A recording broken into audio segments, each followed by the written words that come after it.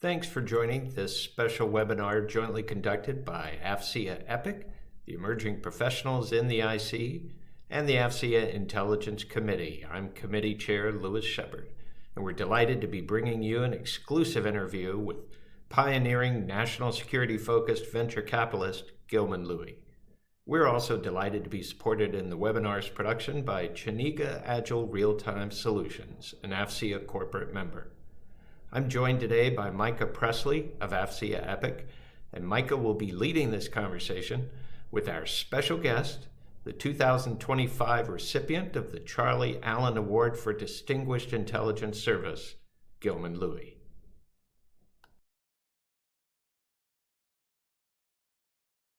Chiniga has supported NGA for over 20 years, providing IT services across a myriad of programs which deliver IT-enabled mission capabilities. We've always been partnered with NGA, committed to assisting them in developing and maintaining a competitive advantage. Even in today's climate, where efficiency, innovation, and agility are essential, CARS is here to help NGA move forward at the speed of mission.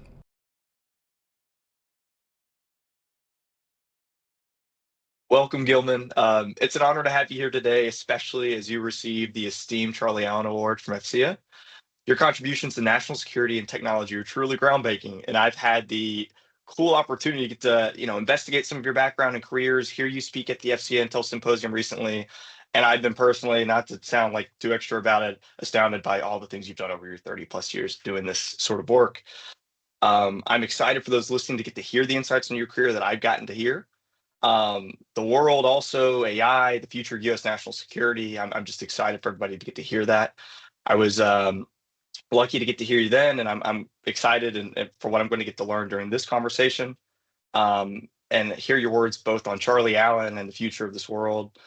I'm excited to dive deeper into these ideas and really get to investigate them. So to start off here, could you share what this award means to you personally and how it embodies the values and legacy of Charlie Allen? Well, Charlie Allen is a legend in the intelligence community. His work, spanning from the CIA to the Department of Homeland Security, that he helped set up the intelligence capacity there as that institution was being stood up, really points to Americans who have been devoting their entire lives to protecting our country, usually without any fanfare. And Charlie represents the best of that. He's an inspiration to generations of analysts and intel specialists.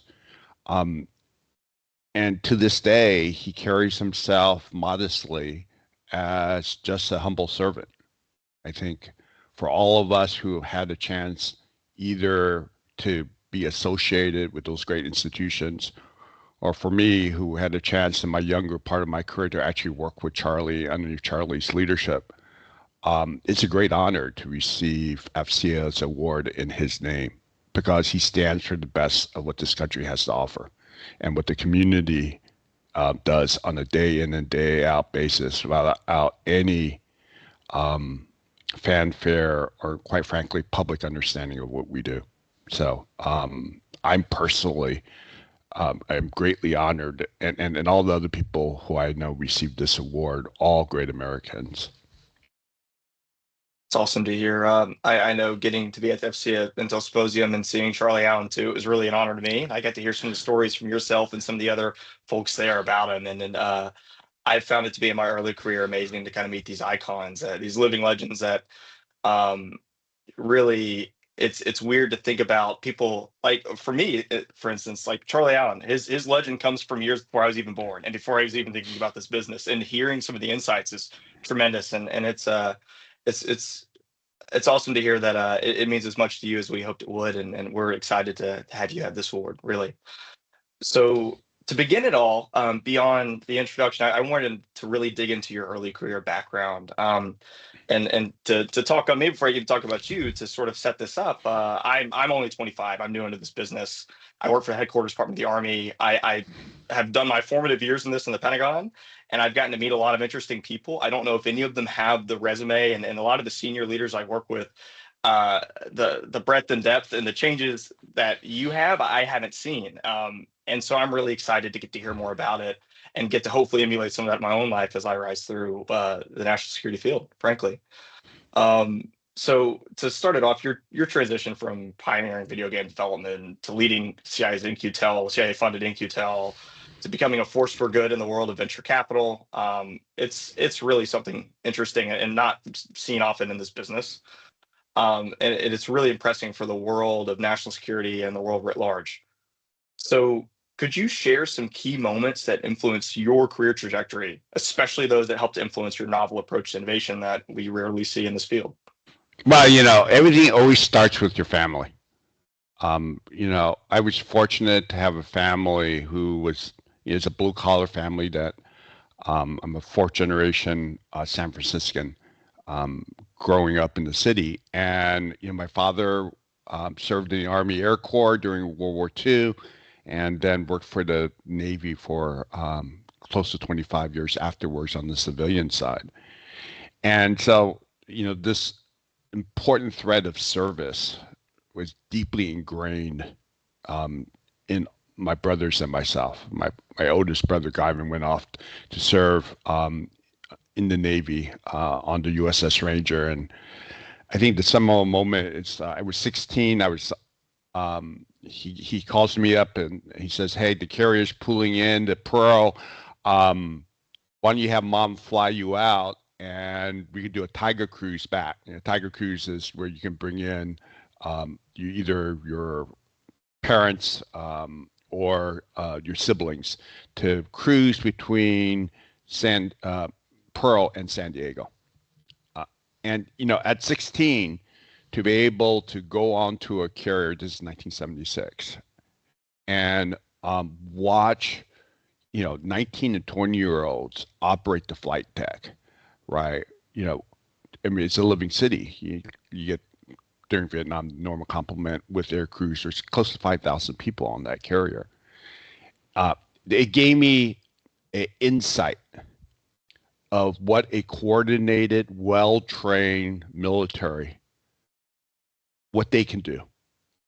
And, officers are always impressive, right? With formal education, they could come from the academy, RLTC, right? But my brother and my dad were enlisted, right? They're the ones who roll up their sleeves and get dirty, right? They're the non-coms who are there making things run on time, on schedule. And that left a deep impression on me. So many years later, I would have loved to serve in the military. I was JRLTC and I was heading down that path. But, unfortunately, I had these pair of eyes. They're corrected. And so I never got an opportunity to, I wanted to go in and do aviation, and the Navy offered me supply officer.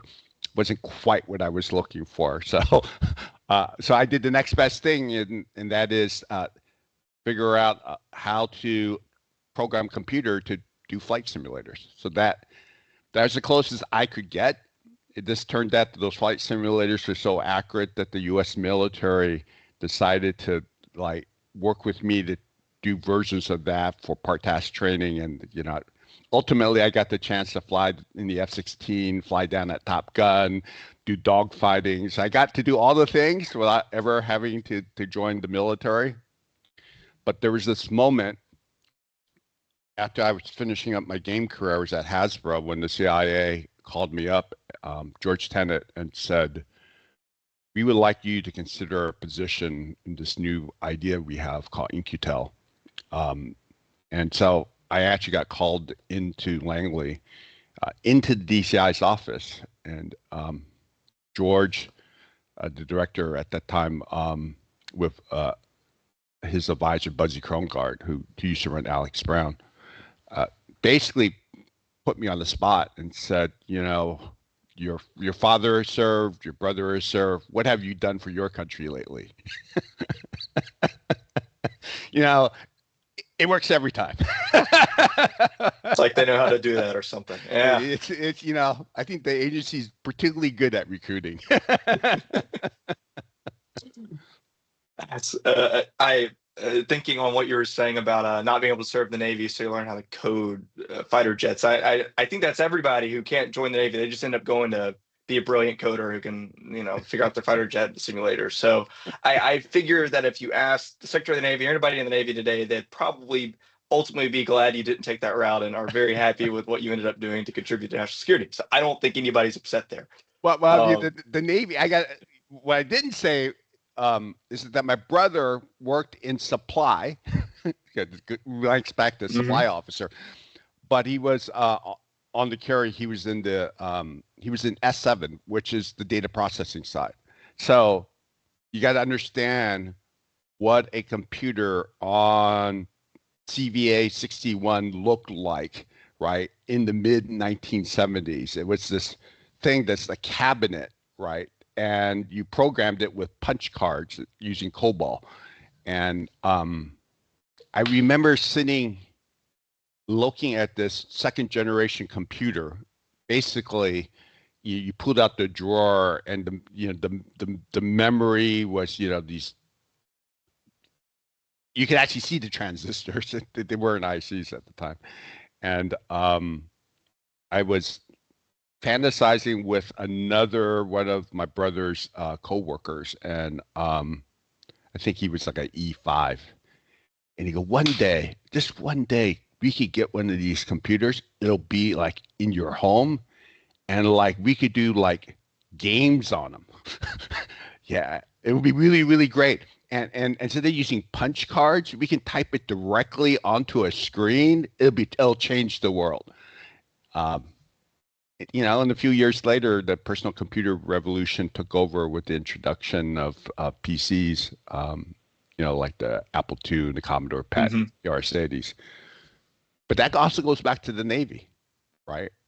You have young enlisted and officers, not just protecting the country, but also thinking about the future of our country and about the future of technology. And I got a little bit of taste of that on that carrier, right? So, yeah, as the F4s and A7s were landing on the deck, right, down below in the deep bowels of the carrier were folks thinking about the future of computing. No, it's interesting to see how much innovation just comes from our armed services. I mean, I didn't say this earlier. Anything I say doesn't reflect the Army's views, and it's said on behalf of my own person and with FCA. But and we see it still today. A lot of the innovation and a lot of those that do the most, cutting edge technology and the technology of 50 years from now, sitting, it's from DoD, it's from the armed services. So it's interesting to hear. I know when I tell when I'm talking, when I'm the elder person, I'm talking like a 10-year-old because that's like the only person I'm like an elder person around. Like I remember the days before Wi-Fi. I remember when you had to hook up to that's my that's my classic story. So it doesn't really hit the whole looking at the transistors in a Navy carrier. So before we even move on to the next topic of this interview, I do want to ask. So how does it happen that the chief creative for Hasbro gets called up to the CIA? I know you kind of said that you get called to George Tenet's office and you have that discussion, but what sort of made you? I mean, this is 20-something years ago, but what made you the person? What especially from a creative side, not like Google or Microsoft, right? So what created that connection? Well, of course, I was running a video game company that was best known for simulators, right? So that helps. I did. Falcon was my product that I brought out, which is a simulator to the F-16. And each generation became more accurate because real fighter pilots would send me the unclassified -1s and -34s, right?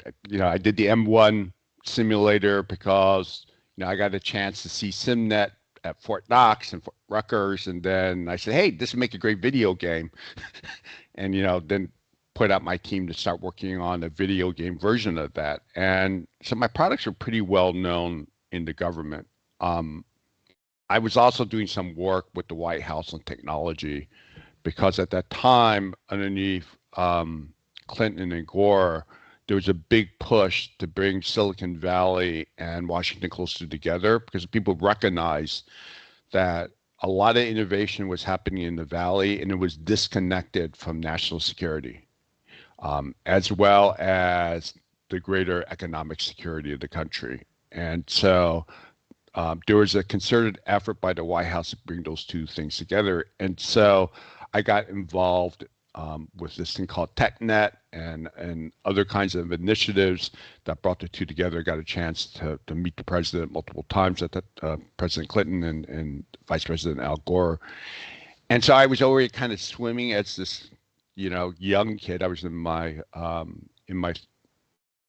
30s at that time, and when the opportunity came up inside the CIA, they wanted to create a different vehicle to figure out how to get the Valley and the agency together to solve some of the toughest problems. And it wasn't that there weren't great, professional services companies, like Booz and Lockheed Martin and SAIC that weren't doing great things. But there was a bunch of other technologies like browsing, data management, right, next generation computing, that wasn't being done in the government. And so they thought, hey, can we create this institution? And I give total credit to the agency to not only the fact that they came up with this concept of creating this independent organization called In-Q-Tel, but also putting probably the best of America together on the board. So when they created the institution, they said, look, we need to have a board that represents, right, the best this country has to offer and has all the experience of the challenges that we have in the intelligence community and connective tissue back to industry. And so they brought in Norm Augustine, who was CEO of Lockheed Martin, Bill Perry, Secretary of Defense. Norm Augustine, between Augustine and Perry, created Have Blue. Steve Freeman, who was the co-chairman of Goldman Sachs. John Seeley Brown, who was the thought leader behind, many of the things that came out of Xerox PARC. And so John Seeley Brown particularly said, the board got together and said, like, who would be like the ideal CEO? And, you get the usual list, right? Former folks from the military, former folks from the intelligence community, or they come from the professional services organizations or technology companies that the agency normally drew on. And John said, together with Michael Crow, who's now the head of Arizona State, but back then he was at Columbia, and they said, look, we got to get after somebody who isn't these people. The whole idea of In-Q-Tel would be to help transform the intelligence community and bridge that gap. So we need somebody who comes from that world. So they went out to the West Coast, and some of the folks, younger officers that the agency was assigned to, try to go off and recruit and put together the right teams of people. And so Sue Gordon, she was also at that time mid-career officer on the younger side at that time, went out and started talking to the Valley. And then my name came up because it was like, okay, he's an entrepreneur, he's been successful, Klein & Perkins, Excel Partners, who are the investors here, and he's a gamer. And John Seeley Brown goes, that's exactly what we're looking for. So John convinced the rest of the board that a gamer made more sense than the normal usual suspects, because gamers know how to hack a system, right? And gamers, not just from a coding technology point of view, is a hack, right? But what we had to do is create this alternative reality to make you believe that you're actually in a place that you're not. And those skills he thought were going to be really, really critical. And there was one other person, in fact, this is an important person in the story, is Jung Kim.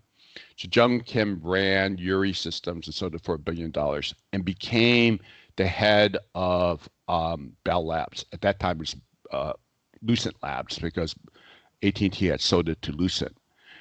And so Jung, who was a former nuclear Navy junior officer, said, we need to disrupt the system. And so I was the great disruption.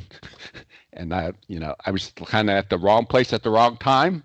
or the right place at the right time, depending on how you want to look at it. And the recruiter from Hydrick and Struggles identified me during a dogfight in T-34s over Atlanta as the gamer versus the real fighter pilots in this kind of a stunt that Fortune magazine was trying to put together an article on. And he goes, "You want a gamer? I got you a gamer." So my name got put up, and the rest is history. So that's a long path to. I got the job from doing a dogfight in T-34s against real fighter pilots or former fighter pilots. And I'm repeating myself, but I've been blessed to meet a lot of senior folks around the building, and a lot of stories, while really interesting, don't have the pizzazz to it that yours does. So it's really cool to get to hear it. I mean, flying, simulating in T-34, it was a simulator, it wasn't a real one, right? No, it was real. It was real. Right. I mean, so he never ran because Delta pilot the next week at that school pulled the wings off of a T-34, and all the T-34s got grounded. But no, it was I had to go up against the Hydrick and Struggles recruiter was also head of, I think, the Louisiana Air National Guard. But he was a former A-1 pilot in Vietnam, Randy Jane, and he was the guy recruiting for this job. And then I had to go up and dogfight against him, and I had to dogfight against the head of Bombardier CEO there, and he, the Bombardier CEO was an F-100 Canadian pilot, and so I'm unlicensed. I'm unlicensed. I only do video games, but I was very close to the military. The Virginia Guard guys were teaching me, like, I got a chance to ride in the F-16. They were teaching me ways to kind of quite frankly cheat to win. Because the fighter pilot model is, if you ain't cheating, you ain't trying, right? So, so of course, since I'm not a licensed pilot, they put a fighter weapons school instructor in my aircraft. And I was in the front seat, he was in the back seat, but his job is to make sure I don't do anything stupid and keep me alive. And I had to dogfight against these all the rest were real fighter pilots, former military executives, and the good news for America is Randy ate my lunch. He is a decorated A-1 pilot from Vietnam. He also ate my fighter weapons school pilot's lunch, right? And he was very happy. The bad news for Canada was that I beat the F-100 pilot. so that got your brownie points with the recruiter from Hydrick and Struggles.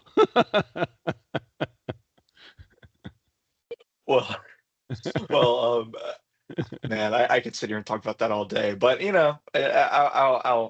I'll suffice. We can get in at the end. I want some more career insights, and I'll have some selfish questions. As I haven't even said it, I'm a member of the EPIC committee, the Emerging Professionals Intelligence Community at FCA, and that is why I'm conducting this interview. And at the end, I'm going to get some questions about, hey, what would you tell an emerging professional? And some of that will draw on what we just talked about. So I think that's a really good segue into, you talked about you were a gamer and how that was valuable as your asset when you came into In-Q-Tel. And you've spoken a little bit about other countries here, but we haven't really delved into international relations. So here's where we kind of get into it. I was actually reading recently a paper of yours from 2005. It's from the Aspen Institute, or not a paper of yours, but one you contributed to. And it's called Information Technology in the New Global Economy, Tensions, Opportunities, and the Role of Public Policy. And it offers some transformative insights as we can use a framework based in video games on the international community, economics, finance, international affairs. And you were the contributor, and your ideas were the ones reflected. So I wanted to tug on that a bit, and especially in this age where a lot of our issues as a young professional in this community, a lot of the issues we get about international affairs and public affairs, the public affairs of international affairs, is that we have a hard time translating it to everyday language. I'm from rural Alabama. I'm a young person. I have a pretty novel insight as to what makes this stuff relevant and relatable to how people can understand it. And one of those ways is video games, like you're talking about. So how does this theory provide a unique lens for understanding international strategic dynamics in the current age of strategic competition? Yeah, video games is really interesting.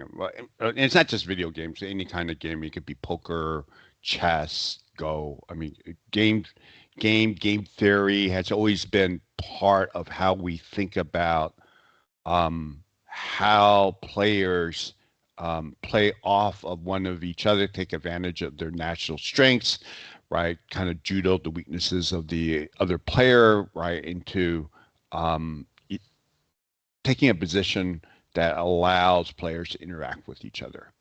So games are simplified versions of the everyday human experience and the competition among humans on anything. And video games is a good way to think about the challenges we have. So I created this thing called video game theory, which is slightly different than game theory. And the key part here is that video game theory is founded on a premise that back in the days, there were these massive multiplayer games. And the object of massive multiplayer games is to have a great experience, but the game never ends.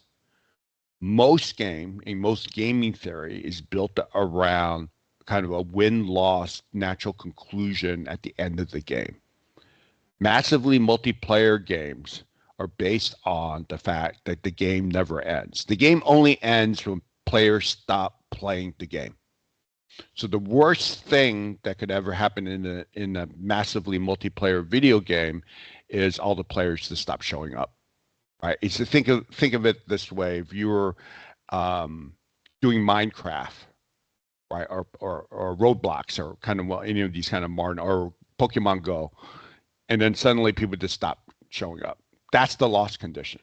So the primacy of that condition is to keep players coming back and playing the next move. So I just want to frame that different than normal game theory.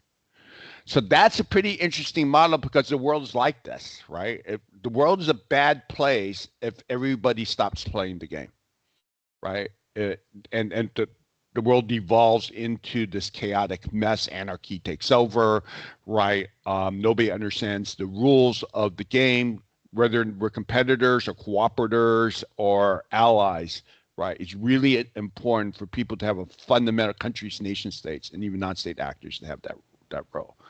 So what I was trying to say in 2005 is, in a game that never ends, there's a hierarchy of players, right? And it's important. You got to remember, this is 2005 because it's video game theory is kind of playing out in real time today, right? The basic premise is there's usually one or two players that we call the tier one players, right? And back in 2005, there was only one tier one player called the United States, right?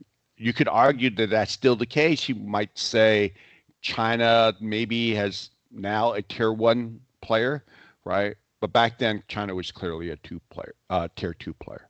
So tier one player is, it's like going to that poker game that you keep showing up to. The game itself and the sessions itself is not the game. The game is having everybody keep coming back every week to either win money or lose money. And the guy who's playing the tier one player's job is to convince the rest of the players to keep coming back so that the tier one players can get the benefit of winning against all the other players. So and then if people stop showing up to the game, you can't win the next week, and life is bad. So tier one's players' goal is to keep the rest of the players playing the game. You don't want to change the rules too much because you're already ahead of the game. That's why you're the tier one player, right? So tier two players are the folks who come in who sometimes win, sometimes lose, right? We're the next class down. And back in those days, it was China, it was France, the EU, right?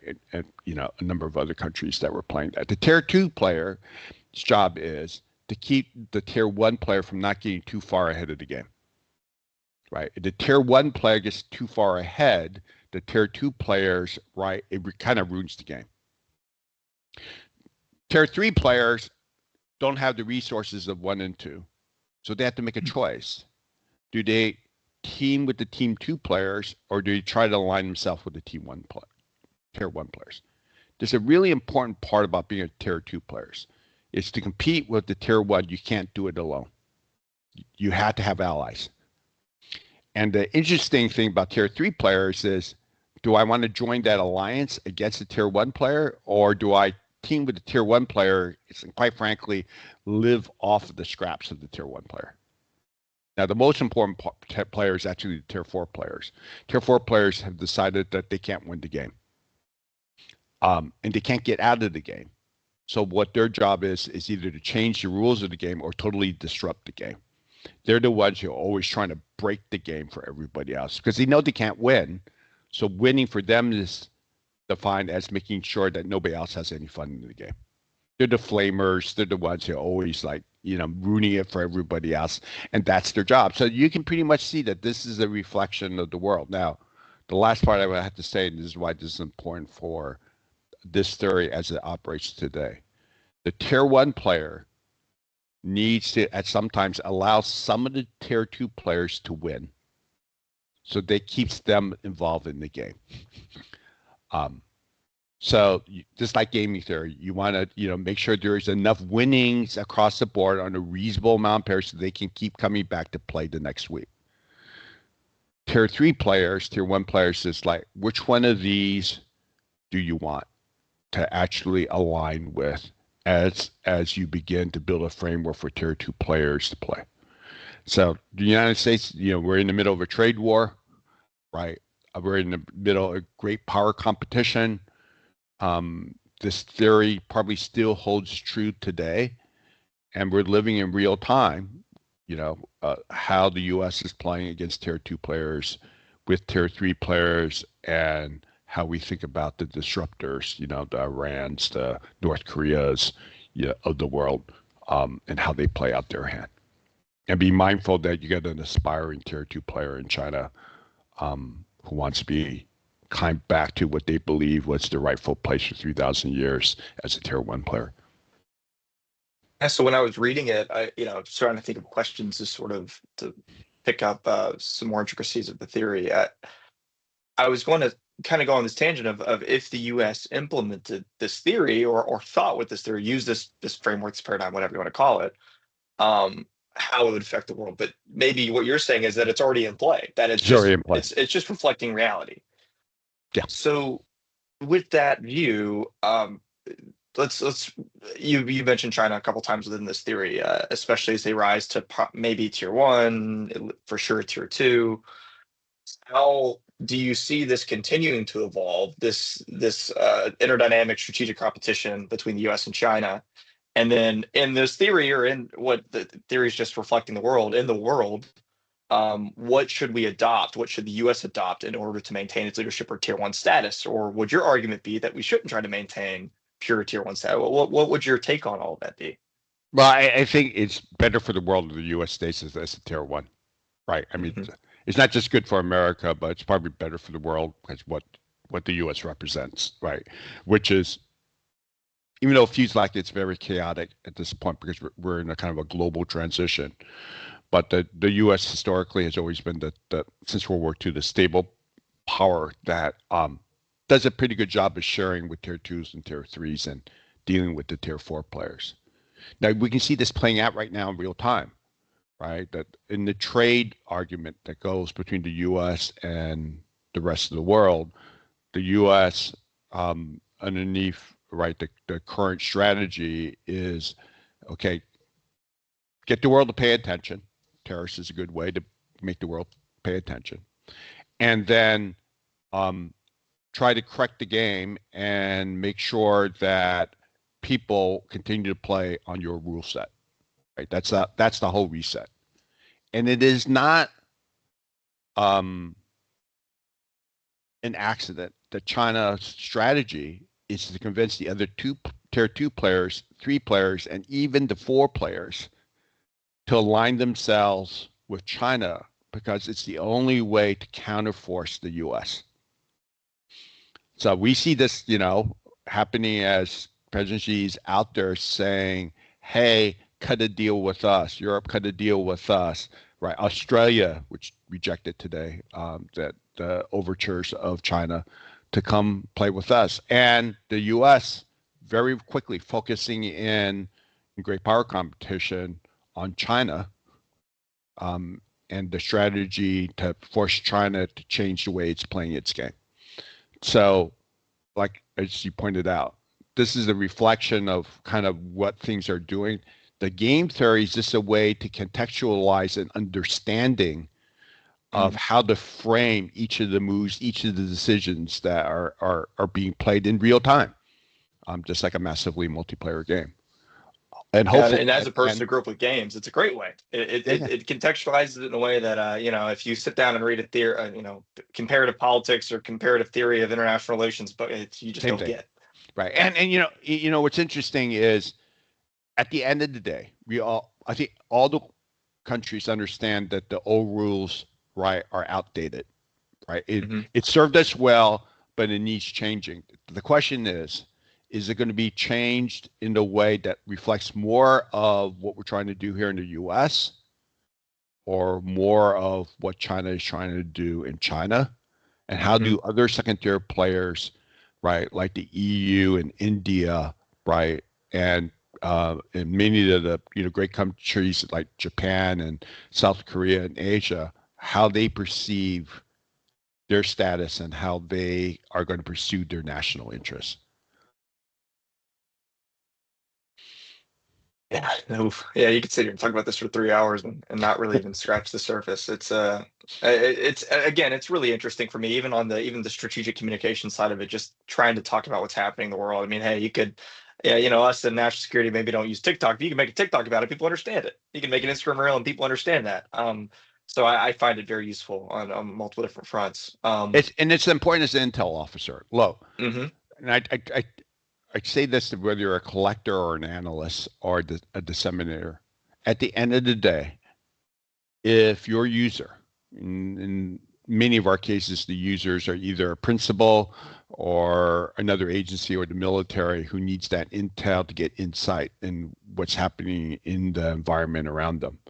If they never use it, because you can't communicate it, you can't frame it in something that they understand, you can't put a mental model framework that's consistent and coherent to what the principal is trying to understand, then you have not done your job. And all the work from that collection to that analysis to shaping and disseminating would be wasted, Mhm. right? It's not just good enough to have a great analytical piece if nobody reads it or nobody acts on it. Right? The power of the intelligence agencies is giving the grounded information, which we call our best shot of what truth is, our best estimates of truth, to arm our decision makers with the tools they need to have competitive, in many cases, decisive decision making. Yeah. It's again, I think all this is quite interconnected, but I even want to pivot off of what you're just saying into AI. As no good interview with any person as involved in technology and enterprise as you are, it'd not be worth it to not talk about AI. And I think it meshes well because even within your theory and context, AI is, I'm an economics person. That's my graduate degree's in. That's how I think. And these coefficients that are tagged on to values of output or efficiency or whatever you want to call it, AI is a pretty big one. It can be pretty parabolic in how it's affecting the world. And I want to understand, how does AI change your framework, or can technologies being brought, whether that's quantum, whether that's AI, whether that was the invention of the internet, whatever, how do those things affect your theory? Because China, in the world of AI and graying what truth is and graying what objective truth is, especially from the Western perspective, it can be pretty detrimental to the game. Um, so, given your expertise, what are your views on the future of AI, national security, and national affairs, slash, et cetera? And how do you see it shaping global dynamics, especially with perspective of how the game works? Well, we first got to understand what AI is, right? AI is a set of capabilities that augments human capabilities, um, and it's a force multiplier. Now, unlike prior force multipliers, AI's force multiplier is nonlinear, right? It's exponential and logarithmic.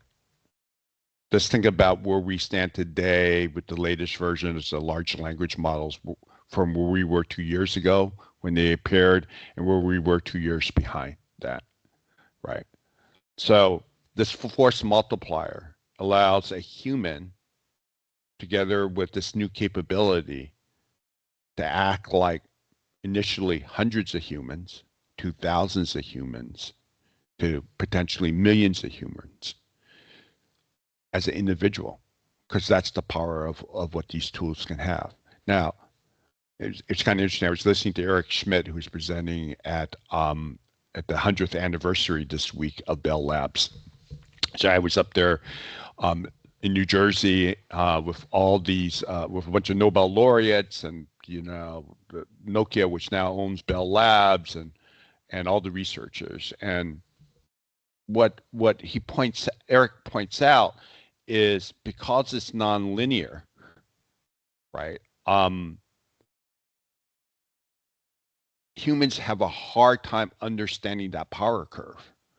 And so when you think about AI right now, AI within the next year is going to be as powerful as 90% of the mathematicians. In other words, AI can outperform 90% of the mathematicians, right? AI, right, could understand kind of graduate level science and theories and be able to act like a postdoc, right? And within a couple years after that, be able to act like thousands of millions of those at that level as it becomes smarter and smarter. At some point, when AI has mastery, and it's not going to be very far, like probably within the 24 months to 48 months, mastery of mathematics and mastery of coding, and this is really important, mastery of coding and mastery of mathematics. It means that the code can rewrite itself to self-improve. So the self-improving code, right? It can find its flaws, go back and recorrect.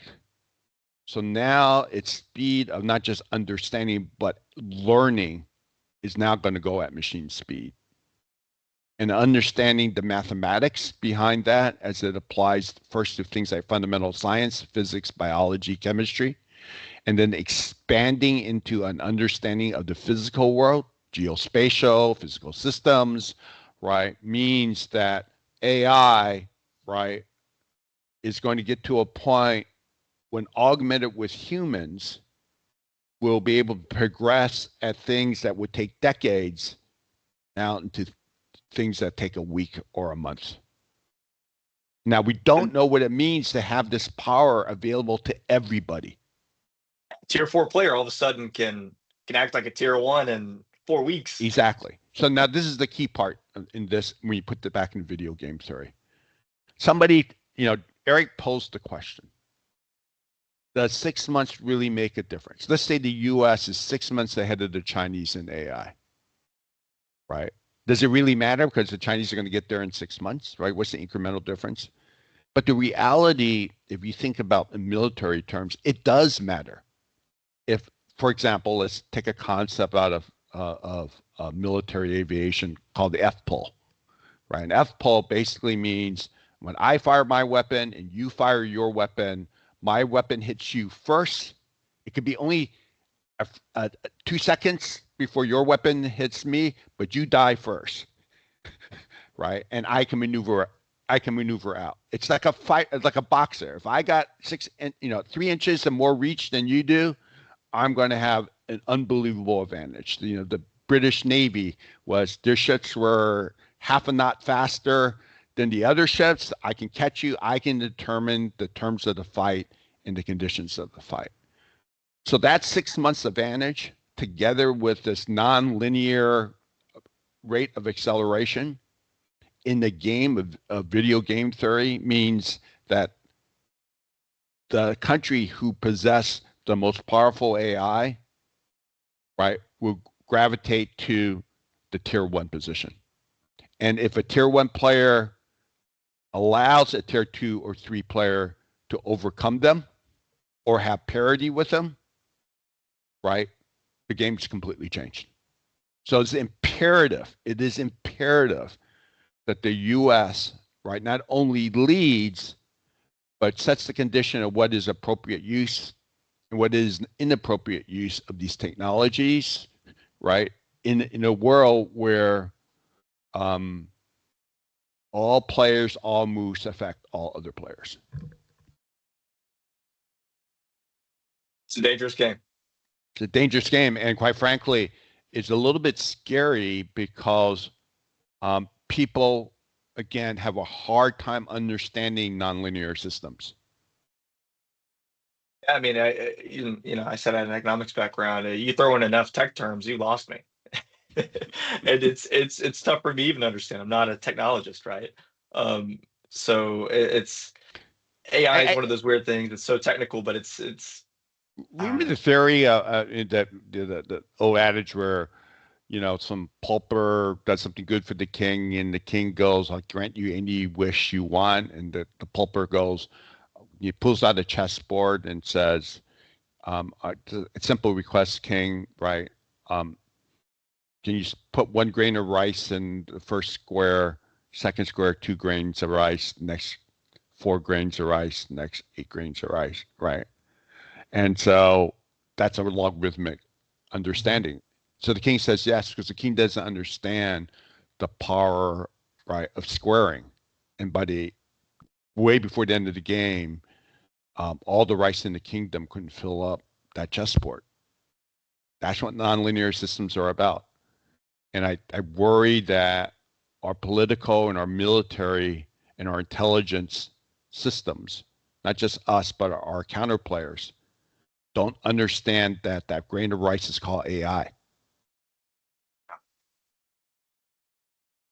That's a way to put it. And I think that, we can, this leads us into the end of what I wanted to talk with you about. But it's all pretty, especially again, 25-year-old, I'm growing up in this. I want to be dealing with these problems, maybe next 40, 50 years that I'm working. Oh, 40, 50, feels 40 or 50 weeks. 40, 50 weeks. Yeah, I mean, and it's daunting. It is, and I think a lot of people in my shoes, or mid-career in national security or politics or whatever, finance, econ, whatever field you're in, are daunted by how complex all this is, and how, even you say, how rapidly it can change, how that piece of rice can overwhelm in a fairly short amount of time. So spinning that, trying to do the SWOT, maybe some SWOT analysis in terms of what is the opportunity, like where it's, despite all the negativity and pessimism often surrounding those studying this sort of thing, like me, you, and anybody else. You seem to envision a brighter future. You write on AI. You talk about the opportunities. You seem, no matter what you've done in the past, to have a knack for finding opportunity, finding the green delta. What does that better future look like with AI, with whatever, with game theory still in play, or video game theory still in play? And then how can young professionals like myself, this is the epic hat coming on, positively contribute to making these opportunities reality? A couple of things, and I want to frame it right. First, I'll start with the military terms, and then I'll try to frame it in other terms. So, as a fighter pilot, you learn there are 3 kinds of pursuit, right? Lag, peer, and lead. Lag pursuit is you follow behind your adversary, or you follow behind the conditions. They make a move, and then you basically shadow, right? So that's lag pursuit. Peer pursuit is you look directly at the target and you just head wherever the target is, right? You start chasing the target, right? And lead pursuit is you get ahead of the target. It's kind of the way in Gretzky, skate to where the puck is going, right? Not where the puck is or where it has been. That's really important for the young professional, because in technology, the mistake is trying to understand the complexity of all these systems and then predict, right? Try to do a prediction, because your prediction is always going to be lagging. So this idea of I can peer pursuit where technology is going, I can talk to a bunch of experts, I can predict where it's going to go, so then I can live within the reality of that prediction.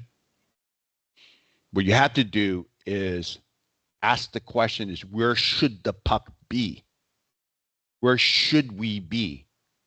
Right? So that adage of, I don't predict the future, I create it. The youth of today needs to create that future. They need to take all of these new science and technology breakthroughs, understanding of political systems, and ask the question, not where will the world be in 2050 in great power competition, but where the world should be in 2050. And then align resources, find individuals, in our case, nation states that have common mindsets who could revolve around a better worldview of where the world should be.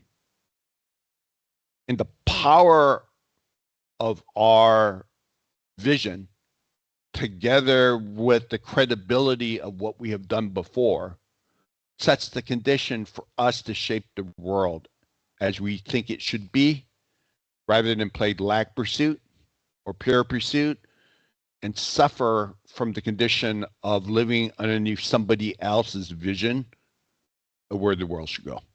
So you got to get out ahead of the game. You have to have a good moral compass. You have to see the mountain so that when things get in your way, when you have to course correct, you don't lose your way. You have to understand what true north is. And every professional, it doesn't matter you're in technology, whether you serve in government or you serve in the military, needs to understand what true north is. Because if you don't have a true north where any road would do, any path will go, you will quickly find yourself in a place you don't want to be. I think that's a wise message, especially if somebody given your insight. So thank you. I mean, it's even for my own day to day, it's sometimes tough through all the muck and negativity, which we're prone to in national security. It's ideal should be leading the way, and sometimes it's hard when there's so many threats and there's so many opportunities for failure. So thanks for that message. It's relevant, I think, to other people in Epic. It's relevant to anybody in the field today, and folks that are at the tail end of their career too. It's relevant to just leave a better tomorrow and still keep it North Star, or gift it to people like me.